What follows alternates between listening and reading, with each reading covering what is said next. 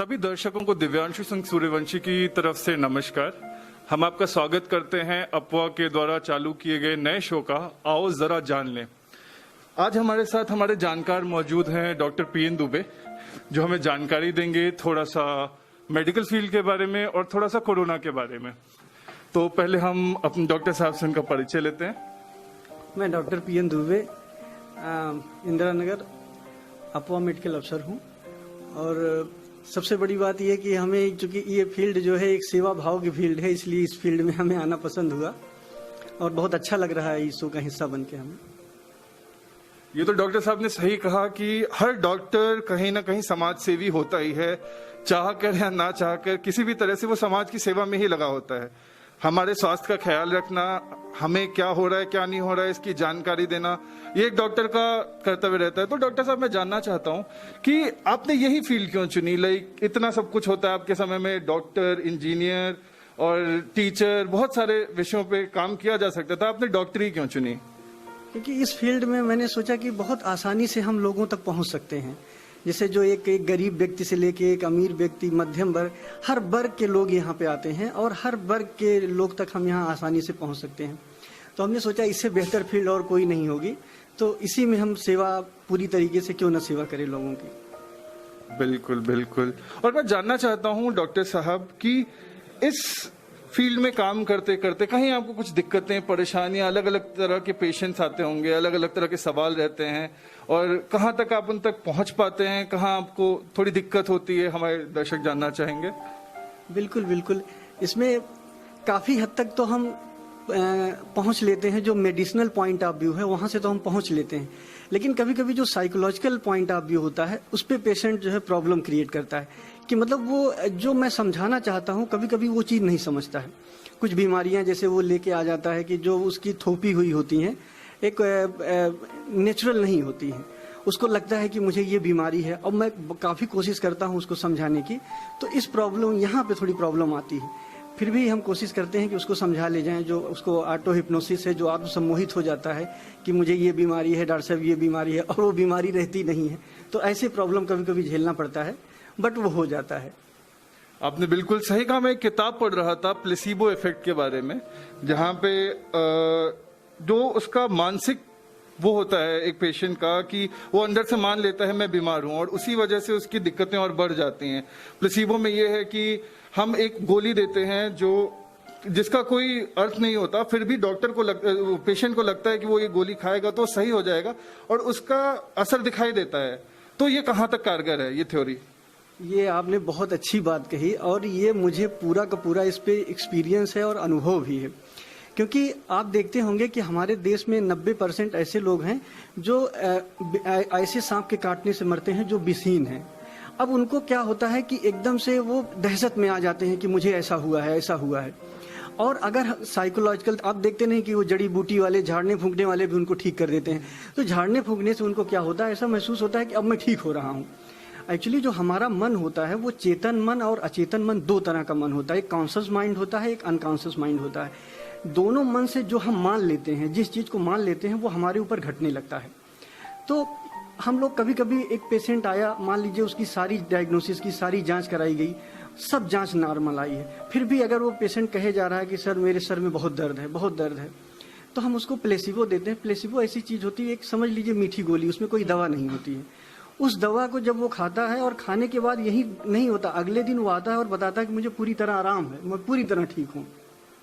तो ये बड़े आश्चर्य की बात है, और यहीं पे होता है वो ऑटो हिप्नोसिस, जो हमारे मन के एक सम्मोहन होता है। हमारा मन जो मान लेता है वही चीज़ होने लगता है, और ये तत्व बिल्कुल सही होता है, एकदम से सही है। क्योंकि आपने देखा, पौराणिक कहानियां भी सुनी होगी कि मीरा को जो है वो जहर दिया गया था, राणा ने जहर दिया, और मीरा से ये बताया गया था कि ये अमृत है, भगवान का दिया हुआ प्रसाद है। तो मीरा ने क्या किया, उसको प्रसाद समझ के खाया, जबकि वो जहर था, लेकिन वो उसके बॉडी में असर नहीं किया। आपने सुना होगा, तो ऐसे नहीं कि कोई कृष्ण भगवान आके उसकी रक्षा कर रहे हैं, ऐसा कुछ हो रहा है, ऐसा नहीं हुआ। लेकिन एक जो ऑटो हिप्नोसिस मीरा के द्वारा पैदा हुई, तो उस जहर का भी असर नहीं हुआ। एक्चुअली हमारा जो कॉन्शियस माइंड जो कहता है, हमारा जो स्थूल शरीर होता है उसका पालन करता है। तो ये बहुत अच्छी बात करी, और इस पर ध्यान देने वाली बात है। तो इसलिए हम लोग प्लेसिबो की दवाएं देते हैं। कभी कभी ऐसा, जब अगर वो बीमारी झूठी है, आर्टिफिशियल है, वो बनाई हुई बीमारी है, तो उसमें ये काम करता है।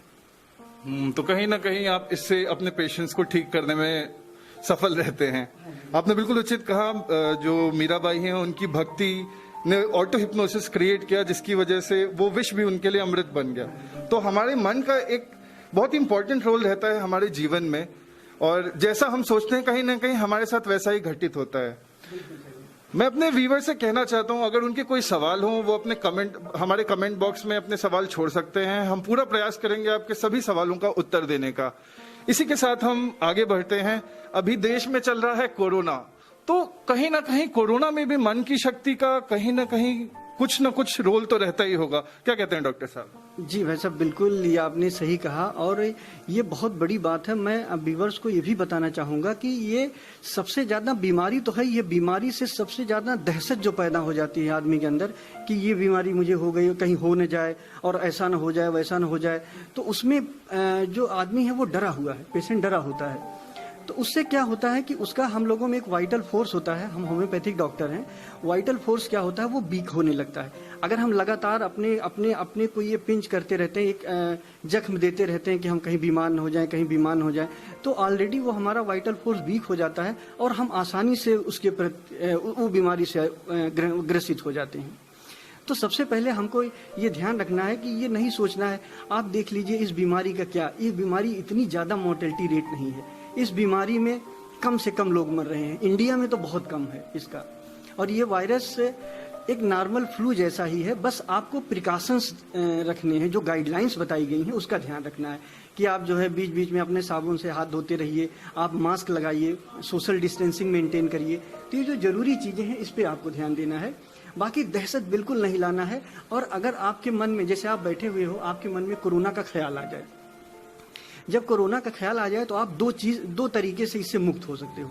पहला तरीका है समझ से कि ये बीमारी है, बीमारी अगर मान लीजिए हमें हो भी जाती है तो हम ठीक हो जाएंगे। पहली बार तो ये होगी नहीं अगर हम प्रिकॉशन रखेंगे, अगर प्रिकॉशन नहीं रखते किसी भी तरीके से ये हो भी जाती है तो 99% ठीक हो रहे हैं, हम भी हो जाएंगे। ऐसा भी हम सोच सकते हैं, एक पॉजिटिव अप्रोच भी, एक सकारात्मक सोच भी रख सकते हैं।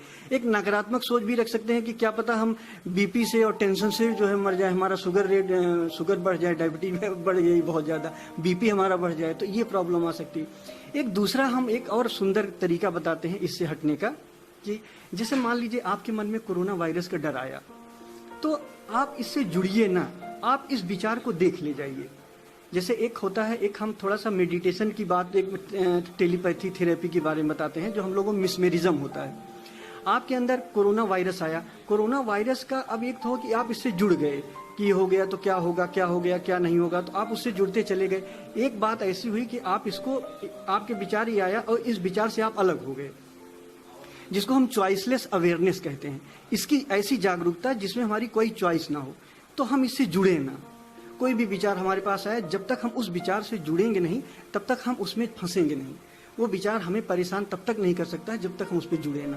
तो ये विचार जब आए तो इसका आप बिल्कुल, आप इससे अटैच ही ना होइए, अपने मन को डाइवर्ट रखिए, दूसरी जगह रखिए, और बाकी अपना जो प्रिकॉशन है, जो कार्य है, वो आप करते रहिए। थोड़ा सा हम आपको यहाँ और बताना चाहेंगे, जैसे हमारा जो विचार पैदा होता है वो 4 लेवल में पैदा होता है। तो पहला लेवल क्या होता है, संभावना जैसी स्थिति होती है।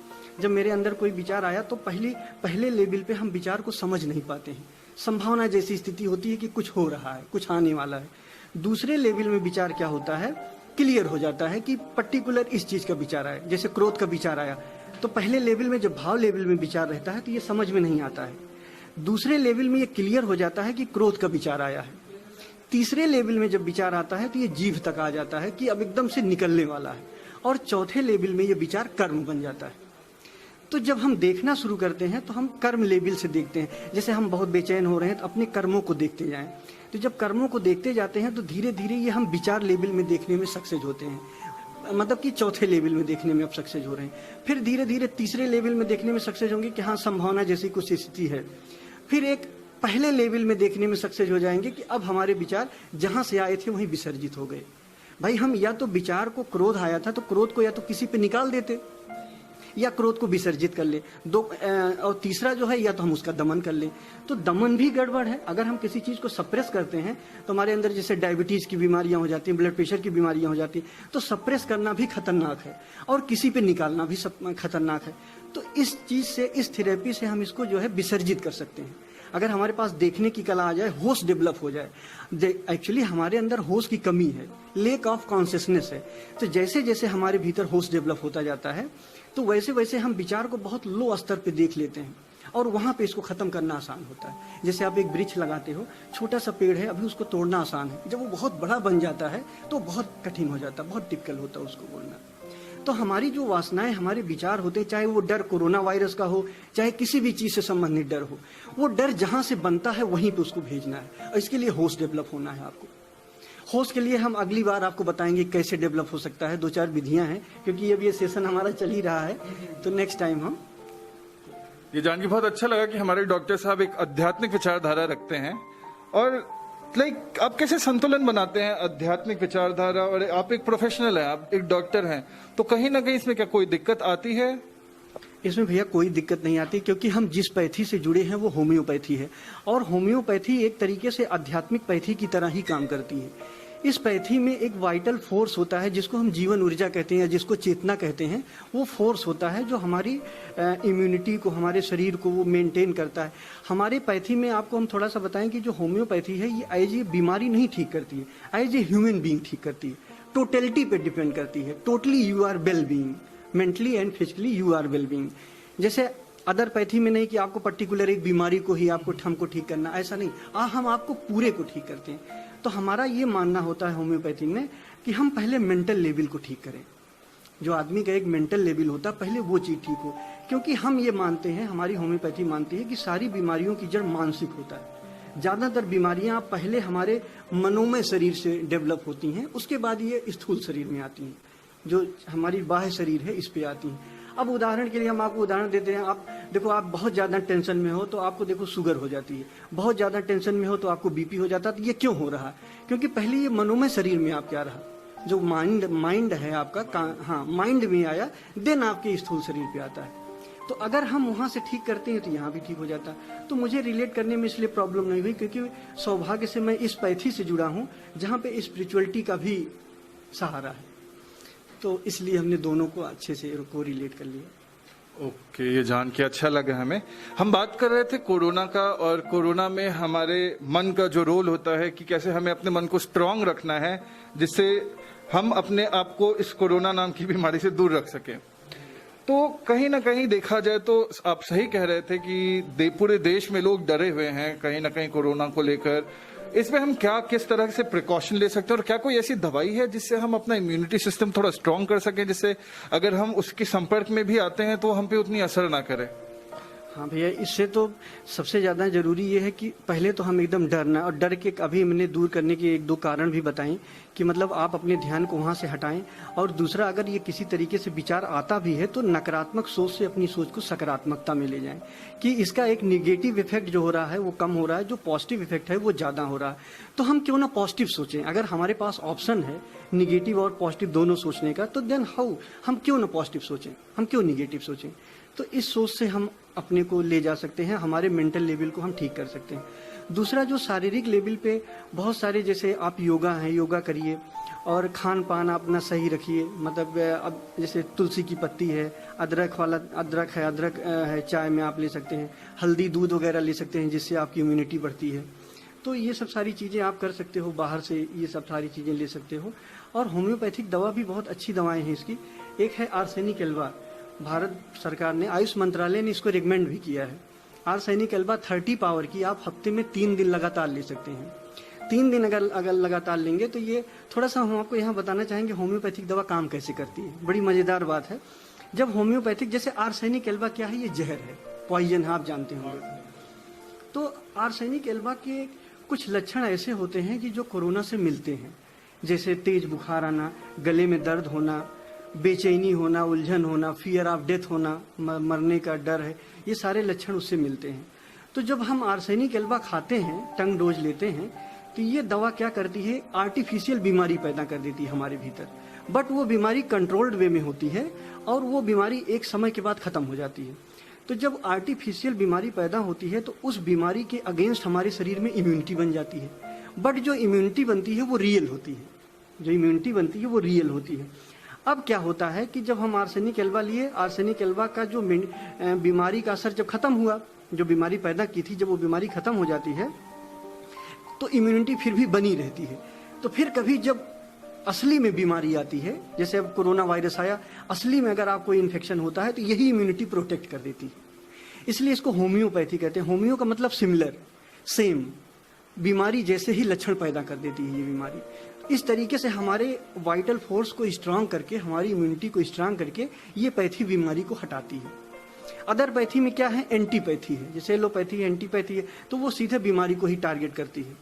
तो उससे क्या होता है, जैसे 2 बार संघर्ष होता है तो हम अपने दोनों हाथ को लड़ाते हैं तो हम थकते हैं, तो उससे हमारा वाइटल फोर्स कमजोर होता है। कुछ ऐसे मानने को भी आता है कि एलोपैथ लेने से कुछ साइड इफेक्ट भी होते हैं, होम्योपैथ में वो साइड इफेक्ट इसी वजह से नहीं होता, क्योंकि होम्योपैथ क्या करती है कि आर्टिफिशियल बीमारी पैदा की, उस बीमारी के अगेंस्ट आपके अंदर इम्यूनिटी बनी, उसके बाद वो बीमारी खत्म हो गई जो आर्टिफिशियल हुई थी। अब असली में जब बीमारी आती है तो वो जो इम्यूनिटी बनी है वो प्रोटेक्ट कर देती है आपको। तो इस तरीके से एक आर्सेनिक एल्वा है, ये आप ले सकते हैं। आप कैम्फर भी ले सकते हैं। हालांकि भारत सरकार ने कैम्फर को रेकमेंड नहीं किया है, लेकिन कैम्फर के सारे सिम्टम मिलते हैं उससे। अभी हमने एक राहुल बजाज जी का इंटरव्यू सुना था, उन्होंने कैम्फर के लिए भी रिकमेंड किया था, अपने लोगों के उन्होंने दिया था। तो उसके बाद मैंने इस मेडिसिन का एनालिसिस किया तो मुझे बिल्कुल वो सिम्टम मिले। तो आप कैम्फर दे सकते हैं।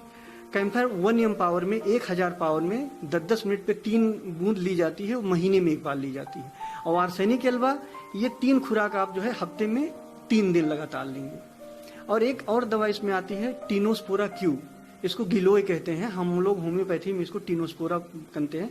तो ये होम्योपैथी के प्रोसेस से बनाई जाती है। आप इसको 24 घंटे में 1 बार 20 बूंद ले सकते हैं। तो अगर आप ये 3 दवाएं लें तो 99.9% कोरोना के इन्फेक्शन के चांसेस नहीं रहते हैं। और प्रॉपर आप गाइडलाइंस फॉलो करिए। मैं आपका बहुत बहुत धन्यवाद करना चाहूंगा इतनी वाइटल इन्फॉर्मेशन हमें देने के लिए। हमारे दर्शकों तक ये बात पहुंचेगी और मैं आशा करता हूं कि वो इस कोरोना नाम की बीमारी से दूर रहेंगे। और इसी के साथ मैं अपने जानकार डॉक्टर पीएन दुबे से भी आज्ञा लेता हूं। अब हम अपने शो को समाप्त करने की ओर बढ़ते हैं। इसी के साथ मैं अपने दर्शकों को बता देना चाहता हूं, हर हफ्ते कोशिश करेंगे आपके पास हर विषय की जानकारी लेके आएं। और हमसे जुड़े रहने के लिए आप हमारा सब्सक्राइब बटन दबा सकते हैं और बेल आइकन को जरूर बताएं, जिससे आपको नोटिफिकेशन मिलते रहे हमारी आगे आने वाली वीडियोस का। इसी के साथ मैं आपसे अलविदा लेता हूं। नमस्कार।